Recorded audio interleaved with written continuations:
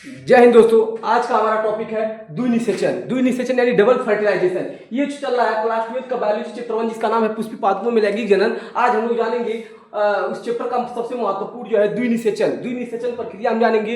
इसमें चित्र कैसे बनाना है, ये इसका महत्व क्या होता है, और इसमें भी कुछ इंटरेस्टिंग चीजें जानेंगे कि हम लोग आखिर द्विनिषेचन होता कहाँ है और किसमें होता है। चलिए देखते हैं।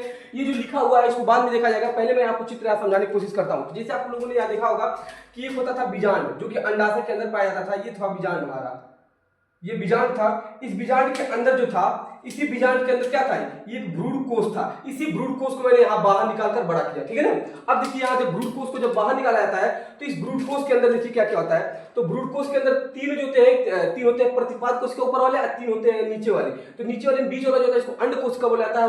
दो किनारे वाली क्या होता है, सहायक कोशिका होते हैं। इसको बोला जाता है केंद्रक कोशिका बोला जाता है, इसको ध्रुवी केंद्र बोला जाता है, ठीक है ना। ध्यान सुन लीजिए। पहले इसको मैंने क्या किया, बीजांड से मैंने भ्रूण कोष को निकाला। भ्रूण कोष मतलब खाली स्थान को निकालने के बाद देखा गया कि इसमें जो है 8 केंद्र, 1 2 3 4 5 6 7 8 केंद्र पाए गए। और इसमें देखा गया 1 2 3, ये जो छोटी छोटी दिख रही वाली 1 2 3 और ये बड़ा 4 5 6 7 कोशिका पाए गए। इसका मतलब ये हुआ कि एक भ्रूण कोष में 8 केंद्रक और 7 कोशिका होते हैं। ये भी क्वेश्चन बन सकता है। तो ऐसे भी तो बोला जा सकता है, इसका परिभाषा भी हो सकता है। बीजांड के अंदर जो होता है इसको बोलेंगे 8 केंद्रक और 7 कोशिकी वाले जो संरचना होती है उसी को हम क्या बोलते हैं, भ्रूण कोष बोला जाता है, भ्रूण कोष। अब देखिए ये जो होता था, यहाँ से परागनलिका ऐसे आती थी, यहीं जाकर टकराती थी। परागनलिका का मैंने चित्र बनाया। अब देखिए मैं यहाँ बारी बारी सबका नाम लिख रहा हूँ कि कौन क्या है तो क्या बोलते हैं।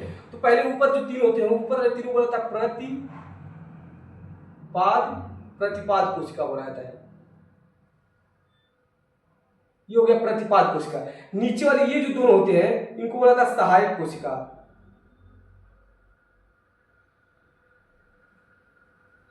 ये हो गया सहायक कोशिका। और बाकी ये बीच वाला आपको जो बड़ा सा ये वाला दिख रहा है इसको बोलते हैं अंड कोशिका। ये हो गया अंड कोशिका। ये आपको जो बड़ा सा दिख रहा है इसको बोलते हैं केंद्रीय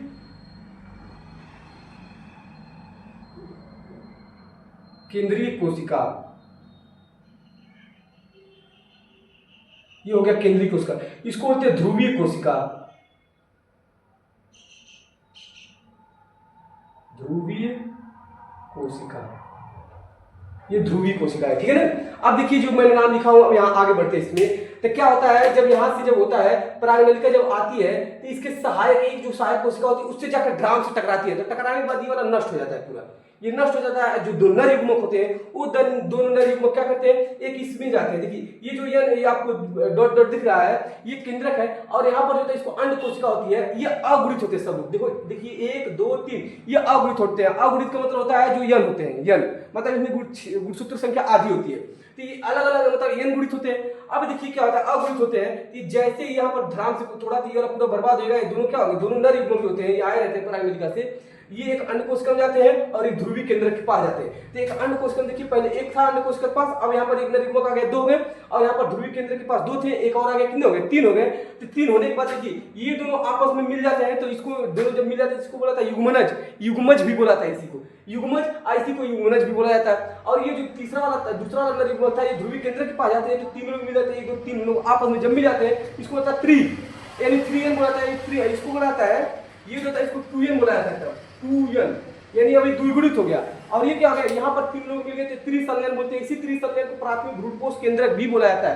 तो यहाँ पर देखिए एक बार एक नर युग्मक आया, अंड कोशिका से जुड़ने मिला तो उसको द्विनिषेचन युग्मनज बना। युग्मनज यानी पहला निषेचन यहाँ हो गया। दूसरा जो ध्रुवीय केंद्रक थे एक नर युग्मक उसके पास गया तो वहां पर 3 लोगों ने आपस में मिल लिया। तो ये बोला था त्रिसंलयन। तो एक बार निषेचन हुआ तो 2 बार क्या हुआ, कुल निषेचन हुआ। 2 बार कुल निषेचन हुआ, इसलिए इसको बोला था द्विनिषेचन बोला जाता है। अब देखिए यहाँ पर क्या हुआ, ये जो बड़ा वाला कोशिका आपको दिख रहा है इसको बोलते हैं तब प्राथमिक है। अब भ्रूणपोष के अंदर है, कोष के अंदर है तो इस भ्रूणपोष है। बाहर वाला कोष होता है और अंदर वाला पोष है। तो देखिए इसको बोला बड़ी वाली कोशिका बोला जाता है प्राथमिक भ्रूणपोष। बड़ा सा कोशिका है ये कोशिका, प्राथमिक भ्रूणपोष कोशिका। और ये केंद्रक है इसलिए इसको बोला जाता है प्राथमिक भ्रूणपोष केंद्रक बोला जाएगा बड़े वाले को। पर आप पहले वाली जो बड़ी सी कोशिका है तो कोशिका तो जैसे प्राथमिक भ्रूणपोष कोशिका होगा, ये केंद्र तो प्राथमिक भ्रूणपोष केंद्रक हो जाएगा। इंग्लिश में बोलते हैं इसको प्राइमरी एंडोस्पर्म और एन से न्यूक्लियर। और इसको बोला जाता है इस वाले को प्राथमिक यानी प्राइमरी भ्रूणपोष एंडोस्पर्म कोशिका बोला था, इसलिए इसको सेल लिखा गया। तो ये जो था ये पूरा द्विनिषेचन की प्रक्रिया यहाँ कंप्लीट हो जाती है और द्विनिषेचन की खोज जो है नवास्टिन ने किया था और वो पौधे का नाम था लीलियम और फ्रिटिलिया। अब मैं बता रहा हूँ इसकी सबसे खास बात जो होती है, इसकी सबसे खास बात ये होती है कि ये सिर्फ पौधे में ही होता है और कहीं नहीं होता है। तो इसकी खोज आपको पता होनी चाहिए, नवास्टिन ने किया था, लीलियम और फ्रिटिलिया में किया था। इसके महत्व क्या है, तो इसके महत्व देखिए क्या है, पहला भ्रूण का निर्माण होता है। यहाँ पर देखिए जब नरयुग्मक मिलते हैं, तीन नरयुग्मक जो मिलते हैं, नर और मादा युग्मक मतलब अंडा, जब दोनों मिलते हैं तो युग्मनज बनता है, इसलिए भ्रूण का निर्माण होता है। दूसरा भ्रूणपोष बनता है, ये बड़ी सी संरचना आपको दिख रही है, भ्रूणपोष बनता है, क्यों बनता है, भ्रूण को भोजन देने के लिए, तो भ्रूण को भोजन मिलता है उससे। फिर अगला भोजन की बर्बादी नहीं होती, जितना भी भ्रूणपोष बनता है सब क्या होता है, उस भ्रूण को मिल जाता है, इसलिए भोजन की बर्बादी नहीं होती है। अगला स्वस्थ बीज के निर्माण में सहायता मिलती है, जो यहाँ से बीज बनता है, ये भ्रूणपोष बीज बनाता है, तो इसमें क्या होती है, सहायता मिलती है। ये था द्विनिषेचन प्रक्रिया के बारे में कंप्लीट जानकारी, जो कि यहाँ पर मैंने आपको बहुत अच्छे तरीके से लिख के डायग्राम बनाकर समझाया हूँ। प्लीज इसको एक बार देख लीजिएगा, क्योंकि पेपर में बहुत बार पूछता है द्विनिषेचन क्या होता है, इसके महत्व बताइए। तो महत्व यहाँ पर बता दिया मैंने आपको, और यहाँ पर द्विनिषेचन क्या होता है उसके बारे में देखिए। ये मैंने आपको बताया नहीं कि ये क्या लिखा, देखिए जो मैं समझाऊंगा एकदम वही बात लिखा गया। देखिए पहले आवृत्त बीजी मतलब जिसके बीज जो होते हैं फल के अंदर होते हैं, तो आवृत्त बीजी पौधे में एक भ्रूण कोष होता है। देखिए आवृत्त बीजी पौधे में भ्रूण कोष होता है, ये देखिए ये बड़ा वाला जो है ना, इसी भ्रूण कोष बनाया रहा है के अंदर दो बार निषेचन होता है। इस भ्रूण कोष के अंदर क्या होता है, दो बार निषेचन होता है। देखिए आवृत्त बीजी पौधे में एक भ्रूण कोष के अंदर दो बार निषेचन होने की प्रक्रिया को द्विनिषेचन कहते हैं। एक बार यहाँ हो रहा है, एक बार यहाँ, तो द्विनिषेचन हो रहा है एक भ्रूण कोष के अंदर। अलग देखिए परागण के बाद मतलब जब परागकण क्या होते हैं, आकर वर्तिकाग्र पर पहुंचते हैं, तो परागण के बाद जो परागकण होते हैं वर्तिकाग्र पर पहुंचता है, जब वर्तिकाग्र पर पहुंचता है तो वहां अंकुरित होकर परागनलिका बनाता है। क्योंकि क्या होता है, परागण जो परागनलिका होती है वो द्रव भेजती है परागकण के अंदर, जिसको फूलती है, फूलने के बाद वो दाब लगाती है जहां पर स्पोरोपोलिन झिल्ली नहीं होती, इसकी वजह से परागनलिका का निर्माण होने लगता है। दूसरा देखिए परागनलिका वर्तिकाग्र जो होता है, मैं आपको बताया था, जो वर्तिकाग्र होता था परागनलिका उसी के माध्यम से आती थी, तो वही बोला गया है परागनलिका वर्तिकाग्र से होकर बीजांड में यहाँ से ऐसे क्या करता है, बीजांड में क्या करता है, प्रवेश करता है, और इसके साथ दो नरयुग्मक आते हैं। देखिए इसके साथ दो नरयुग्मक आते हैं और दो नरयुग्मक भी भ्रूणपोष तक क्या करते हैं, पहुंचते हैं। तो ये भ्रूणपोष तक क्या करते हैं, पहुंचते हैं। अब देखिए जो पहला नरयुग्मक होता है ये अंड कोशिका से क्या करता है, अंड कोशिका से निषेचन करता है, जिससे युग्मज बनता है। इसी युग्मज को क्या बोलते हैं, युग्मनज बोलते हैं।